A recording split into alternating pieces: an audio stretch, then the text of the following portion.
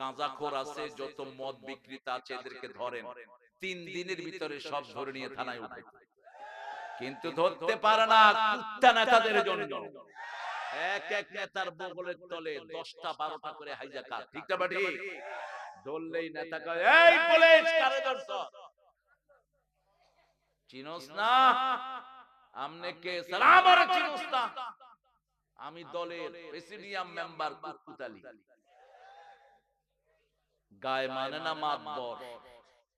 এসব শয়তান নেতাদের কারণে আমাদের সমাজে মদ বিক্রি হয়, আমাদের সমাজের ছেলেরা গাঁজা খায়, স্কুলের বাচ্চা এখন গাঁজাখোর হচ্ছে, 5 এর বাচ্চা রাস্তায় হেঁটে হেঁটে বিড়ি খায়।